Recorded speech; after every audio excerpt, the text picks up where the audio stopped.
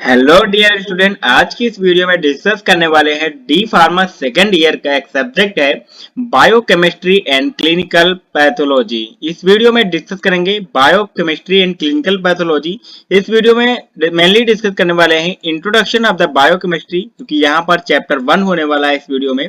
तो friends, my name is Aman, also NIPER and GPAT qualified. तो friends, start करते हैं।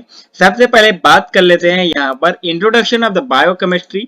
अगर बायोकेमिस्ट्री के इंट्रोडक्शन की बात करते हैं, the word biochemistry derive from the two words. Bio meaning होता है living things and chemistry means होता है केमिकल रिएक्शन। यहाँ से जो है मेनली बिल्कुल इजी तरीके से, बिल्कुल इजी लैंग्वेज में आपको समझाएंगे इंट्रोडक्शन ऑफ बायोकेमिस्ट्री। तो बायोकेमिस्ट्री वर्ड जो होता है ये टू वर्ड से डिराइव किया गया है। बायो जिसका मीनिंग होता है लिविंग थिंग्स एंड केमिस्ट्री जिसका मीनिंग होता है केमिकल रिएक्शन। यानी कि हमारी बॉडी में जो लिविंग थिंग्स सेल्स होती हैं उनमें जो केमिकल रिएक्शन होती है उसी को हम बोलते हैं biochemistry. So biochemistry can be simply defined as chemistry of the living cell. जो लिविंग सेल की केमिस्ट्री होती है उसी को हम बायोकेमिस्ट्री बोलते हैं।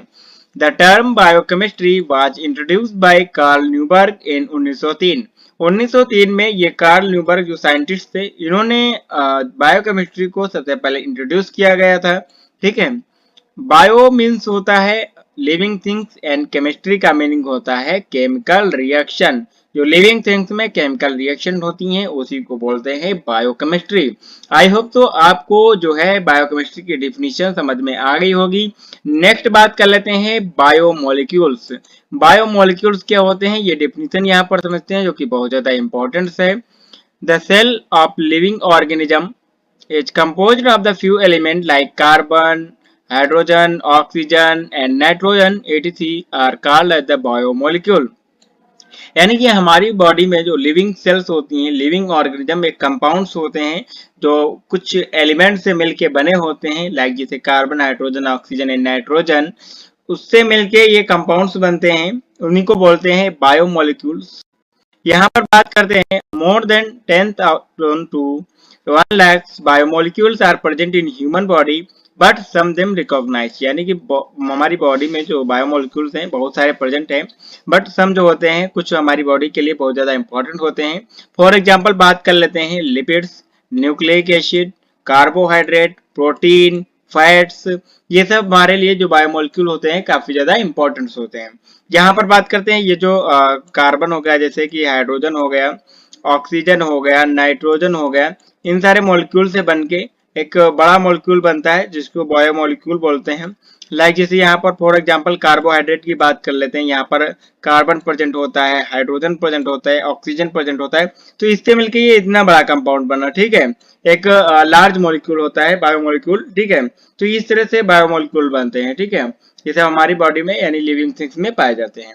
नेक्स्ट बात कर लेते हैं scope of biochemistry in pharmacy. Pharmacy field में बायोकेमिस्ट्री का क्या स्कोप है उसकी बात करेंगे यहाँ पर। तो ड्रग फॉर्मुलेशन में जो स्कोप है इसका बायोकेमिस्ट्री का, जब भी हम ड्रग फॉर्मुलेशन करते हैं वहां पर मैनी हेल्पफुल रहती है बायोकेमिस्ट्री इन ड्रग फॉर्मुलेशन में। ड्रग इम्प्रूवमेंट की बात करते हैं, the biochemistry help in the improvement of the drugs. Drugs के इम्प्रूवमेंट में जो है हेल्प रहती है। हाफ लाइफ, जो ड्रग की हाफ लाइफ होती है उसके लिए भी रिस्पॉन्सिबल होती है बायोकेमिस्ट्री।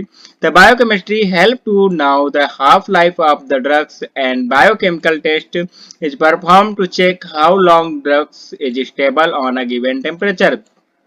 यानी कि जो ड्रग्स की हाई हाफ लाइफ है उसको जो भी गिवन टेम्परेचर पे हम यूज कर रहे हैं उसको बॉडी में, ठीक है, उसमें हम केमिकल टेस्ट करते हैं ड्रग के लिए, जो कि हमें पता चलता है कि ये कब तो कितनी देर तक ये स्टेबल रहेगा एक टेम्परेचर पे। ठीक है, तो इससे हम हाफ लाइफ भी इम्प्रूवमेंट कर सकते हैं केमिकल टेस्ट करके। ठीक है, ड्रग स्टोरेज की बात करते हैं यहाँ पर, the storage of the condition required for the drugs estimated by the biochemical test.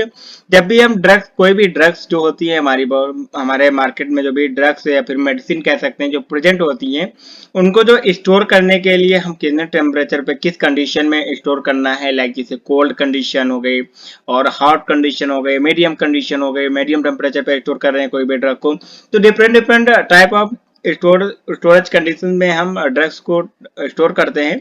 Like जैसे इंसुलिन इंजेक्शन की बात करते हैं या फिर टेटनस का इंजेक्शन की बात करते हैं, इसको कूल स्टोरेज में प्रेजेंट किया जाता है, या रेफ्रिजरेटर में इसको जो है स्टोर किया जाता है। नॉर्मल मेडिसिन होती है उनको रूम टेम्परेचर पे हम जो है उसको स्टोर करके रखते हैं। तो ये हमें पता कैसे चलता है कि जो है हमें कौन सी मेडिसिन को कितने टेम्परेचर पे स्टोर करना है। तो उसके लिए हम करते हैं बायोकेमिकल टेस्ट। तो इस तरह से जो बायोकेमिस्ट्री है हमारे लिए ड्रग स्टोरेज में जो है इंपॉर्टेंट रहती है, इसका स्कोप रहता है। एक्सपायरी की बात करते हैं तो biochemistry help with know the expiry date. Expiry date के लिए भी रिस्पॉन्सिबल होती है, क्योंकि इसके लिए भी हम केमिकल टेस्टिंग करते हैं। नेक्स्ट बात कर लेते हैं, biochemistry is helpful to details structure and function of the biomolecule. जो हमारी बॉडी में बायोमोलिक्यूल प्रेजेंट होते हैं उसके स्ट्रक्चर एंड फंक्शन की स्टडी करने के लिए इंपॉर्टेंट होती है बायोकेमिस्ट्री। लाइक जैसे carbohydrate, protein, lipid, minerals and DNA हो गया, न्यूक्लिक एसिड हो गया, ठीक है। Biochemistry is useful for study of the various interaction of different biomolecule. हमारी बॉडी में जो ये डिफरेंट बायोमोलिक्यूल प्रेजेंट है, ठीक है, इनमें क्या इंटरेक्शन होता है तो वो भी हम बायोकेमिस्ट्री के थ्रू जो है यूज स्टडी करते हैं इसकी, ठीक है। Biochemistry is useful for the study of the nature and working of enzyme. जो हमारी बॉडी में एंजाइम्स होते हैं और उनकी वर्किंग क्या रहती है, उनका नेचर कैसा रहता है, उसकी स्टडी करते हैं। स्टडी करने के लिए जो बायोकेमिस्ट्री है यूजफुल रहता है। And study of different types of enzyme, कौन कौन से एंजाइम्स हमारी बॉडी में प्रेजेंट है उनकी स्टडी करने के लिए जो बायोकेमिस्ट्री होता है वेरी वेरी यूजफुल रहता है, ठीक है। हेरिडिटी एंड वेरिएशन, कोई भी अलग अलग डिफरेंट पीपुल्स में हेरिडिटी एंड वेरिएशन देखने को मिलता है। लाइक जैसे process the rotational molecular basis पे the study of the molecular basis is one of the main aim of the biochemistry. Like जैसे कि हम बात करते हैं डीएनए की, हर एक पर्सन का डीएनए डिफरेंट होता है, तो उसके लिए हमें केमिकल टेस्टिंग करते हैं। जब टेस्टिंग से हमें पता चलता है कि किसका डीएनए कौन सा है, किसका हेरिडिटी कंडीशन कैसी है, किसकी अलग अलग पर्सन की, ठीक है। तो इसमें भी ये बायोकेमिस्ट्री जो है यूजफुल रहता है। नेक्स्ट बात कर लेते हैं cell and its biochemical organisation. अगर cell and its biochemical organisation की बात करते हैं, cell is the smallest structural and functional unit of the living organism. कोई भी लिविंग ऑर्गेनिज्म जो भी है बॉडी जिसमें जान है, ठीक है, उसमें सेल जो होती है जो आउटर कवरिंग का काम करती है। सेल जो होती है छोटी छोटी सेल, बहुत सारी सेल्स पाई जाती हैं और ये स्ट्रक्चरल एंड फंक्शनल यूनिट होती हैं, ठीक है। About 100 trillions of cells are present found in the normal human body. Normal human beings में 100 trillions of the cells present होती हैं। तो ये होता है सेल। नेक्स्ट बात कर लेते हैं सेल की। अगर यहाँ पर आप देख पा रहे हैं कि ये सेल का स्ट्रक्चर है, और सेल जैसे कि यहाँ पर डिफरेंट पार्ट्स होते हैं सेल के। लाइक जैसे सेल मेम्ब्रेन हो गया, साइटोप्लाज्म, वैक्यूल्स प्रेजेंट होता है, ribosome, पैरोक्सिसोम, rough endoplasmic reticulum, smooth endoplasmic reticulum, mitochondria, centrosomes, Golgi bodies होती है, लाइसोसोम्स, माइक्रोफिलामेंट्स होते हैं, न्यूक्लियस प्रेजेंट होता है, क्रोमेटिन प्रेजेंट होता है, न्यूक्लियोस प्रेजेंट होता है, और यहाँ पर न्यूक्लियस पोर की बात करते हैं प्रेजेंट होते हैं, न्यूक्लियस मेम्ब्रेन प्रेजेंट होती है, न्यूक्लियर मेम्ब्रेन और न्यूक्लियस भी प्रेजेंट होता है एक सेल में, ठीक है। तो ये सारे पार्ट्स जो होते हैं सेल के, ये अभी एक एक पार्ट को लेके जो है आगे डिस्कस करेंगे। लाइक यहाँ पर बात करते हैं, अगर प्लाज्मा मेम्ब्रेन जो होता है outer covering of the cell and contain करता है साइटोप्लाज्म को। यानी कि जो प्लाज्मा मेम्ब्रेन होता है एक हमारी जो सेल्स होती है उसका आउटर कवरिंग का काम करता है, और इसमें साइटोप्लाज्म भी प्रेजेंट रहता है। नेक्स्ट बात कर लेते हैं, डबल लेयर मेम्ब्रेन होती है composed of the protein and lipids. Like जैसे कि यहाँ पर स्ट्रक्चर में आप देख पा रहे हैं कि 2 लेयर की ये मेम्ब्रेन है, ये बनी होती है लिपिड से, प्रोटीन से, इन सब से बनी होती है, ठीक है। Lipids molecule on the outer and inner part lipid bilayer. यहाँ पर लिपिड की बाइलेयर 2 लेयर आप देख पा रहे हैं, 1 and 2, allow it to selectively transport the substance and cell out of the cell। यानी कि यहाँ से जो कोई भी फॉरेन पार्टिकल या फिर हम कोई भी ड्रग्स लेते हैं जो सेल मेम्ब्रेन में अब्जॉर्ब होने का काम करती है, तो यहाँ पर जो भी सिलेक्टिव होते हैं, सिलेक्टिवली जो है वही जो है मॉलिक्यूल जो है अंदर जाते हैं सेल के, और सेलेक्टिवली मॉलिक्यूल ही बाहर जाते हैं। तो इस तरह से काम करता है हमारा प्लाज्मा मेम्ब्रेन और सेल मेम्ब्रेन। यहाँ पर फास्फोलिपिड की बाइलेयर होती है, आप देख पा रहे हैं कि 2 लेयर हैं। एक यहाँ पर हेड होता है, एंटेल होता है, ये वाला देखिए पोर्शन आप, इस तरह से यहाँ पर प्रेजेंट होते हैं। यहाँ पर इसको हेड वाला पार्ट बोलते हैं, हेड, जो कि हाइड्रोफिलिक होती है, ये हेड ग्रुप होता है, ठीक है। और ये वाला टेल ग्रुप होता है, नीचे का ये वाला टेल ग्रुप होता है, ये हाइड्रोफोबिक ग्रुप होता है, ठीक है, ये हाइड्रोफोबिक ग्रुप होता है, और ये वाला क्या था, हाइड्रोफिलिक ग्रुप था। तो ये होता है हमारा plasma membrane and cell membrane का स्ट्रक्चर। नेक्स्ट बात कर लेते हैं यहाँ पर साइटोप्लाज्म की, जो कि काफी ज्यादा इंपॉर्टेंट है। यहाँ पर अगर साइटोप्लाज्म की बात करें, cytoplasm is made up of the jelly like fluid, ये एक जेली लाइक फ्लूइड्स होता है, कॉल्ड द साइटोसॉल, जिसको साइटोसॉल भी बोलते हैं। तो ये बेसिक इंट्रोडक्शन है साइटोप्लाज्म का। नेक्स्ट बात कर लेते हैं, contains enzymes, salt, amino acid and sugar which are the important for the function and other structure that are is the cell. यहाँ पर जो मेनली बात करते हैं साइटोप्लाज्म में जो डिफरेंट होते हैं, लाइक जैसे कि एंजाइम्स प्रेजेंट होते हैं, साल्ट्स प्रेजेंट होते हैं, एमिनो एसिड प्रेजेंट होते हैं, शुगर प्रेजेंट होते हैं।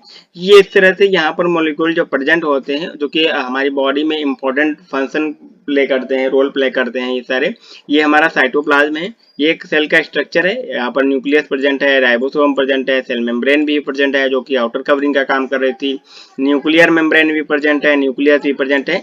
बट यहाँ पर जो जेली लाइक आप देख पा रहे हैं फ्लूइड, ये सारा, तो ये क्या है, ये साइटोसॉल या फिर साइटोप्लाज्म बोलते हैं इसको, ठीक है। तो नेक्स्ट बात कर लेते हैं यहाँ पर smooth endoplasmic reticulum and rough endoplasmic reticulum, दोनों में डिफरेंस देखेंगे।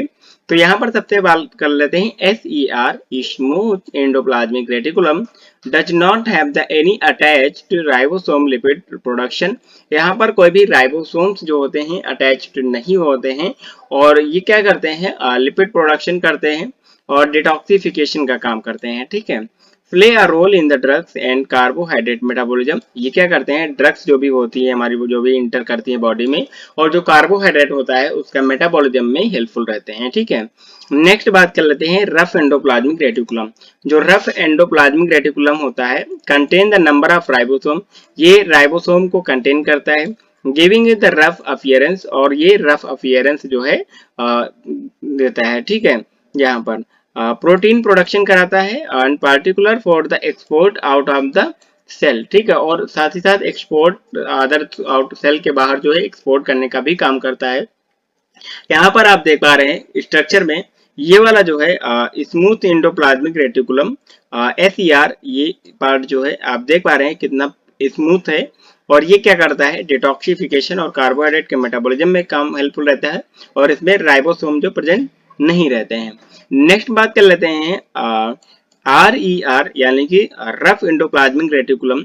यहाँ पर आप देख पा रहे हैं कि ये जो राइबोसोम्स हैं छोटे छोटे, आप देख पा रहे हैं कि पॉइंट वाइज ये सब लिखे हुए हैं, ये क्या है, ये राइबोसोम प्रेजेंट है जो कि प्रोटीन का प्रोडक्शन कराते हैं और आउट ऑफ सेल एक्सपोर्ट करने का काम करते हैं, ठीक है। तो ये हो गया हमारा smooth endoplasmic reticulum and rough endoplasmic reticulum.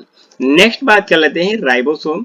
Ribosome का अभी हमने फंक्शन देख लिया है, जैसा कि bind to the messenger RNA, ये मैसेंजर आरएनए से बाइंड करते हैं एंड ट्रांसफर करते हैं RNA to synthesize the polypeptides and protein, ठीक है, पॉलीपेप्टाइड्स एंड प्रोटीन के लिए सिंथेसाइज करने के लिए एक ट्रांसफर करते हैं मैसेज, ठीक है।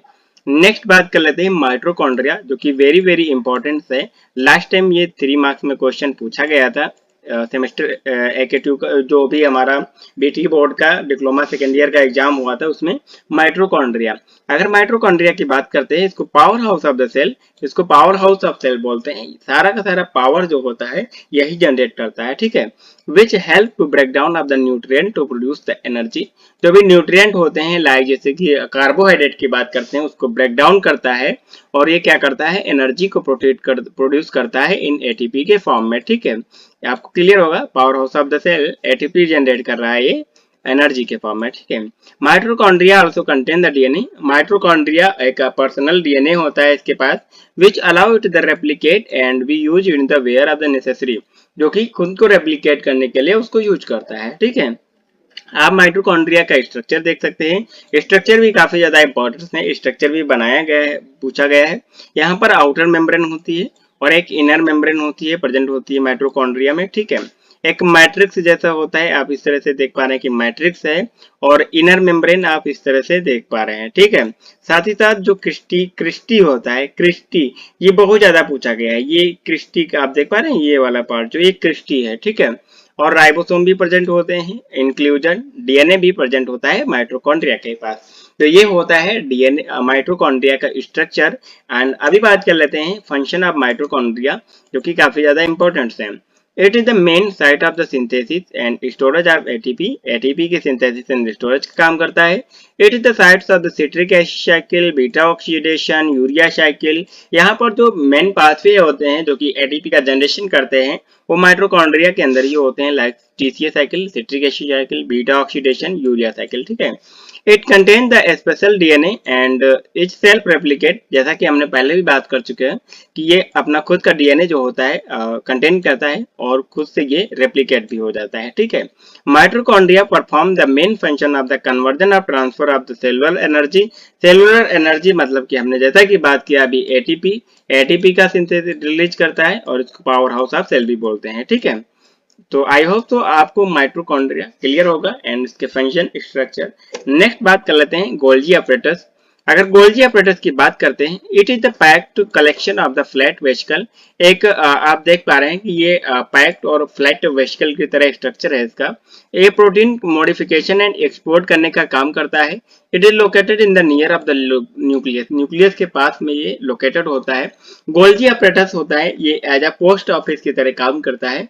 ये प्रोटीन एंड एनर्जी जो होती है उसको जो एक बॉडी से सेल में ट्रांसफर करने का काम करती है। ठीक है। As a post office, post as a डाकिया की तरह ये काम करता है। ठीक है।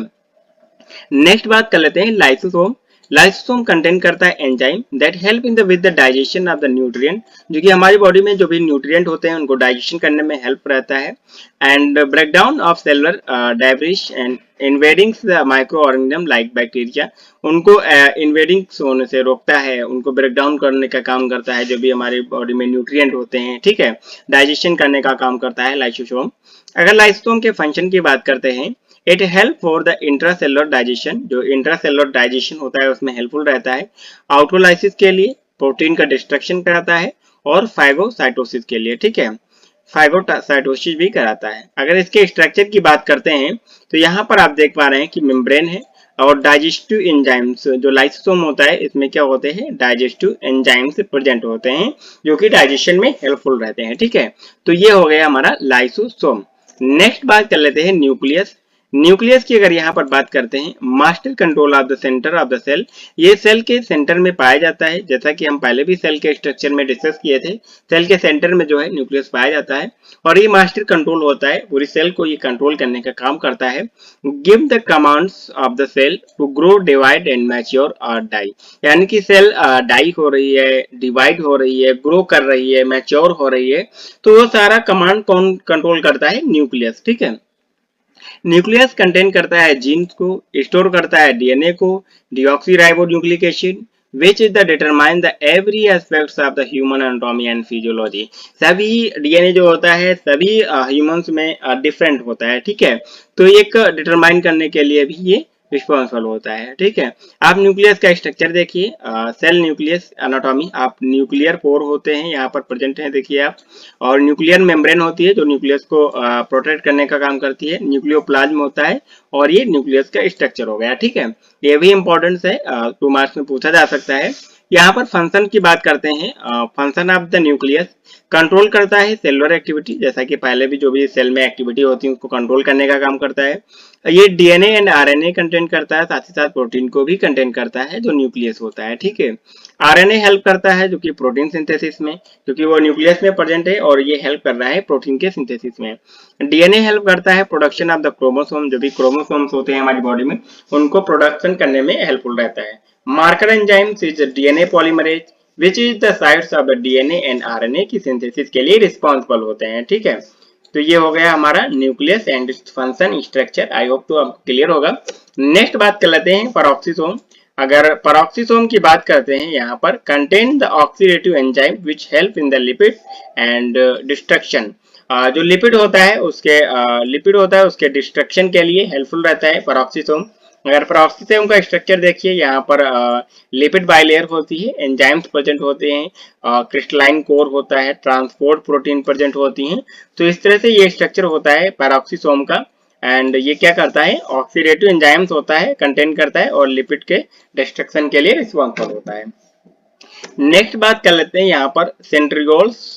अगर सेंट्रियोल्स की बात करते हैं, they are the spindle fibre which is the move the chromosome due to the cell division.